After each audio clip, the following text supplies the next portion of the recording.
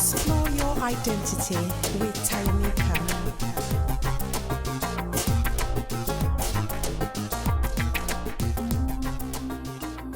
Hello and welcome to another episode of Explore Your Identity. Here we have conversations about different aspects of our identity that have shaped who we are, both positive and negative. I'm your host, Tayamika, and I have another amazing guest with me here today. I just want to say thank you to Nadia Parsons for allowing this conversation here today. Welcome, Nadia. How are you doing today? I'm doing fine. Thank you for having me. Yes, so I'd like to start with a little bit about your background. Can you think of anything in your childhood, a particular memory that stands out to you? There's so many events that stand out and shaped me into the person I am, because there was nothing usual about my childhood. My earliest memories started the age of 3, because everything was so unusual. Wow, so you have got memories from the age of 3? Oh, certainly. That's I was amazing. adopted at 4, and I remember before 4, I remember the orphanage in Nettuno in Italy, which Nettuno is the nearest beach to Rome, and I was in an orphanage, which is now a nursing home, called Angeli Custodi di Nettuno, the custodial angels of Neptune. So I was there from the age of 6 months until 4. Wow, and you remember that experience? I remember very well. I remember lots of events. I remember the layout of the building. I remember all of that. But I was adopted at 4 and taken by amazing parents. My parents who adopted me, my father was an English writer from Battersea, and my mother from Calabria, Italian, Edmund and Giulietta. And I was adopted because my mother, my birth mother from Somalia, she came from a wealthy Somalian family who sent her to study in Italy, but she kind of lost her way a bit and got married quite a few times and had 3 children, different fathers and so on. Didn't look after any of us. So, I was taken away at 6 months because of an incident. I think I fell and broke my leg or something. And I was in this orphanage. I later reconnected with one of my sisters, and I got a background story. But anyway, my parents had an amazingly interesting story as well. Wow. My dad, he was a writer who moved to Rome, but in between that, he was 7 years in a concentration camp. Why was he in a concentration camp? When he was 16, he traveled. He left London and traveled down to Italy, and he used to write, he used to teach English, he used to play the guitar and so on. He was part of a hippie movement from the 1940s, 40s, called Vanderfugel, where lots of intellectuals were just traveling around Europe, playing the guitar, writing books, and having all sorts of adventures. So he went to Italy and he met my mother, but she was only 14. And he was 17? He was 12 years older, so he was 26. Oh, okay. He was born in 1913, and he was just in the street, and he met this gentleman who asked, "Who is he?" This Englishman on the street, "Oh, who are you?" and so on. "Oh, I'm from England," so on. So that Italian gentleman took him home. But that Italian man was the director of an art school. And liked to sort of invite people, unusual people, interesting people. My father was an intellectual, a writer. So there was a lot to talk about. And that's when my father saw my adoptive mother, who was only 14, and asked that day to marry him. And she just giggled and went to tell her mum in the kitchen. And they were both laughing like, "Oh, ridiculous." Anyway, very shortly after, he was taken away because the war broke out, and he was English in Italy. So he was in prisons were full. He stayed for 1 year in a castle, Castello Montechiarugolo. They were filling up castles and any space with political prisoners. And then he was sent to Germany for 6 years. came back to Italy after, the repatriation of prisoners, and went looking for my mum. She was 21. They got married. Amazing So story. that's their story. That's their story. And how did they end up with you as their daughter? So they were in Rome, and he had worked as a junior apprentice in London for Legal and General before, at the age of 16, and got in touch with them and opened a branch of Legal and General in Rome. That's how it was in the old days. So it wasn't a subsidiary or a big office. It was one man, and it was, or a woman. It was my dad. He represented Legal and General in Rome, working from home with his wife. And they had a son, Gerard. And Gerard, they sent him to Leeds here to study. Was it Leeds? There was the Indefatigable was a ship that used to teach boys to become sailors and officers and so on. So he became a second officer and was in Australia. Cut a long story short, he was 21, the son, and the family was celebrating Christmas, or were preparing to celebrate Christmas in Italy, up in the north, Lombardia, in a town called Balabbio, with my mom's mother, so grandmother, and the three sisters, and so on. The whole family was there. And they convinced him to come from Australia to celebrate Christmas with them. But he, on the 24th of December, he had a heart attack in the bathtub and died. At 21? At 21. So wow, how tragic. He'd eaten a lot of food, because in Italy it's all about food. Yes, it's part of the culture. It's part of the culture. So everyone was feeding him, try this, try that, and so on. And he went to have a bath before dinner, locked the door, and in the bath he had a heart attack. Then my mother, they noticed he wasn't there. My mother was, she punched through the glass with her hands, and they found it was too late. He was dead. And obviously it was a massive tragedy, because 21, second officer in the Navy, it was, it's quite serious. They decided to sell the branch of Legal and General, adopt a child, and just leave Italy, because they didn't want to be in Italy anymore. So they went looking for me. Wow. For a child. And they saw you? I was the only black child. This orphanage also had elderly people. It was a nursing home and orphanages, and it was run by nuns. And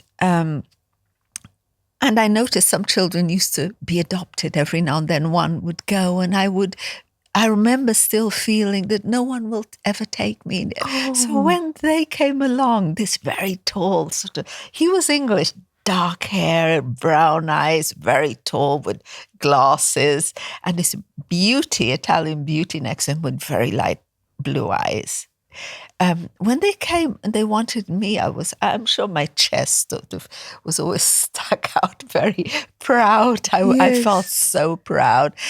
And Giulietta, my mother, she came every day to visit me and my father on weekends. And on my birthday, they brought a big cake to celebrate. That was the day they were taking me away at the age of 4. And I remember feeling a bit gutted, because everyone was eating this cake. I thought it was for me. I was, and then they had a Mini Morris, a car, a little car, like a Mini. Well, it's a Mini. And they took me, and it was evening after the party in the orphanage, not party, my birthday.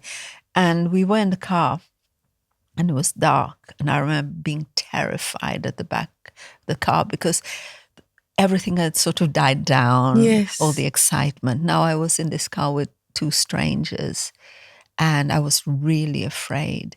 And I remember I had a nightmare that night. So the night of my 4th birthday. Were you afraid they would abandon you? Because no, who are they? I was just scared. It was just a different experience. Yeah. And maybe the abandonment, because the nightmare, I still remember it. I can see it still. they lived in Via dell'Acqua Traversa, which is now very built up, but it still had like farms and so on. It was the outskirts of Rome. Now it's set in the middle of Rome. And I remember they didn't have a spare bedroom. So I was in the sitting room. And there were two men who were very clearly in the room trying to kidnap me.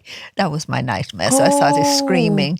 Oh, bless. But then it just got so much better from then. It was amazing. I got homeschooled by my father till for the first 4 years of primary, or 3 years. He subscribed to something called PNEU, which I'm sure doesn't exist anymore, which was Parents National Education Union. And they sent books, geography, history, maths, English, and so on. He'd teach me at home. But I started learning English because I only spoke Italian at 4. He started teaching me English. And then he sold the company. So we were there only a few months because I celebrated my 5th birthday in Grenada. Oh, wow. So you moved from Italy? From Rome to Fontenoy in Grenada, but going via Las Palmas in Canaria. We were for 1 month, we stayed in Canaria, and in Gran Canaria. Las Palmas is the capital. And I remember my father saying something about taxes and were too high for foreigners or something. So we had to leave Canary Islands, went to Grenada, and we were there for 1 month in Montserrat and 9 months in Grenada. I went to school in Fontenoy, and things got a bit hairy because there was civil unrest and targets. The targets were foreigners on the island, especially white foreigners. My parents were both white. And they got targeted. My mother, there was a car that swerved near her on purpose to scare her. My father's got a brick thrown at him. I started getting bullied in school. Because of you? Because they knew who my parents were, and there was a bit of a difference in tone or whatever. So were they saw I was attacking your parents because they were your parents? Because they were white. And there was something against foreigners, quite understandably, because the Americans, the brave Americans, a year or two later, invaded Grenada. Oh, right. Okay. And actually mistakenly bombed the hospital in St. George's, the capital. So anyways, understandably in a way, but my parents had nothing to do with that. But meanwhile, when we were in Grenada, we had gone with lots of money because he'd sold the firm, went what was called first class on a ship called Begoña, a Spanish ship that sailed from Vigo to the Caribbean, from Canaria to the Caribbean, from Canaries. When we were in Grenada, civil unrest, my dad had invested everything in a bank called the Fund of Funds in Reykjavik in Iceland. It turned out to be a big operation. He lost everything. And he found out when we were in Grenada. So now we were in Grenada. They just adopted a child. Their son had died and they lost a lot of money. Their plan was to go and live in St. Helena, an island in the South Atlantic, buy a yacht and live there, the 3 of us. So my parents. But he found that out. So he had a little bank account on the side, and he had to start doing what's now called Forex trading. But if you can imagine late 60s, early 70s doing Forex with no internet, that bank account had very little money in it, but it was the American Express in Switzerland. It was in Switzerland. And his way of doing Forex was writing to the bank and say, I don't know, sell yen, buy mark, buy dollars, sell lira, or whatever. That after listening to every morning at 9 o'clock, he'd listen to the BBC World Service, which at the end had the news about stocks and shares. Yeah, I think it was quite normal, wasn't it, before the internet to have all the Forex news after the main news and weather. Exactly. Mm-hmm. So that's, but we were in Grenada. So we're talking, I was still 5, right? This story, I was Wow. still 5. Grenada was And amazing. you've had all these experiences. I remember Grenada. I remember Fontenoy in the school.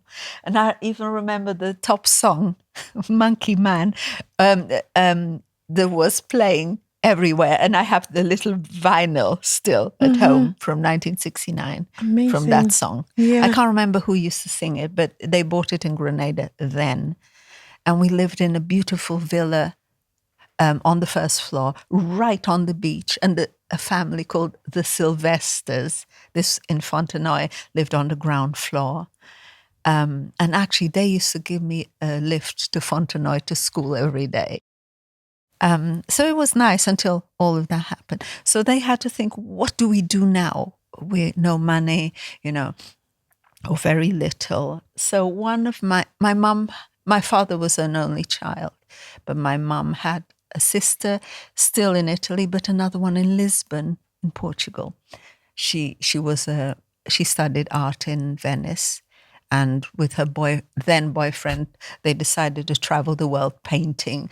Ended up in Lisbon, so she was there, and my dad's business partner, so financial or sleeping business partner, was a person called Colonel Waring. He was a colonel, he was a count, one member of the British aristocracy. And he was my dad's partner in Rome for Legal and General, but he didn't work, he just invested. So he had shares. He lived in Portugal as well, and they were very close friends. So my parents thought it's safe. Let's go to Portugal. It's still cheap. They don't bother foreigners or ask foreigners what they're up to. Because some countries can be quite, they want to know how much money. And this was in the 70s? So this was in 69. 69. 69. So we went to Portugal. We caught the Begonia traveling 3rd class. We had come 1st class, that we were broke, we traveled 3rd class. I don't think there was a 2nd class. It was either 1st or 3rd. And it was the same ship. And we traveled back. And we went to Vigo in Spain. And I still remember we caught this was in Galicia, in the northern part of Spain, northwest, which is above Portugal. Portugal is like a rectangle. So I remember they caught a cab and all the way down to Lisbon, which is a very big distance, and to stay with my Aunt Gisela. And I remember asking them, how do you know where she lives? How do you know the house? Where's the house? It was a flat in Lisbon, and we stayed there. Then we went to live somewhere else. It's not that exciting. We just found. But then we went to a village called Torrão, where I grew up, Torrao, with a tilde over the A. And it was the most unbelievable place on earth. It was beautiful, whitewashed buildings, houses, on the top of a hill with a river and a mill and a Roman bridge. Absolutely fantastic. But they were stuck, I don't know in what century. It was a very odd experience, and I grew up there. It was fascinating and traumatizing at the same time. So I really want to go deeper into your experiences, your Black experience, within this context of you being adopted by an English father and a Italian mom. Yeah. And I really feel like this is a whole other episode. So I would love you to come back. Thank you. Right? So right now, I'm just going to quickly move on to what you're currently doing. And then we're going to have a part 2. Oh, how's that? Thank you. That sounds great. Because I really don't want to cut your story short. And there's so much. And I really want to follow it through up to the present day. So currently, what are you doing? So I live on the Wirral, which I love, absolutely love. And since 2018, I've been single-handedly running a project called Tate Isle Gallery. Now, before I get into trouble about the name Tate, it started in Birkenhead Market. It occupied I remember it. Yes. It was a little oasis, I think. Nice gallery in the market. And we used to have up to 400 artworks, well, including prints. So hence the high number. And over the 18 months that it was there, I sold thousands of pounds of work for artists. So I think it was really beneficial. I ran it as a volunteer, not as a business project. The name Tate, we were luckily on an aisle in the market called Henry Tate Aisle, so we called it Tate Aisle. Oh, it's a befitting name. I know. I get searches online all the time, people asking if they can exhibit with us, obviously thinking we are the Tate, but we're not. So then COVID came along and we had to close. Mm-hmm. And the market closed as well. The market closed. Mm-hmm. So now it's a pop-up project. Which I've attended before and it was lovely. Yes. And where is that? So it's in Birkenhead Park. Okay. And how often are the exhibitions? 4 times a year. Awesome. You will share some links for me to share? Yes, absolutely. It's a Tate Isle Gallery and they also mention the Tate Isle Gallery on the Birkenhead Park website. Okay, so I awesome. do that. And what else? So I'm passionate about natural treatments because I think people sometimes do artificial treatments that are not beneficial. I'm talking about aesthetics. I'm passionate about PRF, which is platelet-rich fibrin. Mm-hmm. It's basically using the blood from someone, not a lot, about 20 ml at a time, and extracting the plasma, which has the regenerative properties, is the part of our blood that heals our wounds, etc., and rebuilds our tissue. Mm-hmm. And I micro-inject it, the number 1, into the scalp for people who suffer from alopecia. And about 6 treatments later, down the line, their hair starts growing back, the scalp is much more healthy. And the face, I also do a biofiller from that plasma. So I do fillers with only using the plasma from the blood and to regenerate the skin cells on the face. Well, I can testify because I've had my skin regenerated using that PRF treatment. And it's literally made an amazing difference to my face, as you can see. Excellent. Yeah. I'm going to conclude this episode here, and I will be arranging another episode with you very soon. So I just want to say thank you to all our listeners and viewers. Make sure you follow through this conversation because there's a lot more.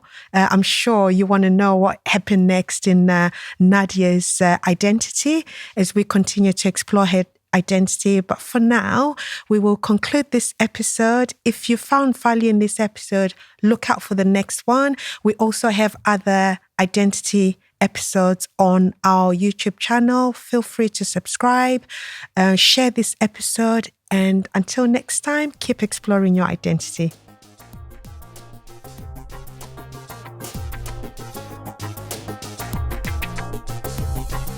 Explore your identity with Taimi.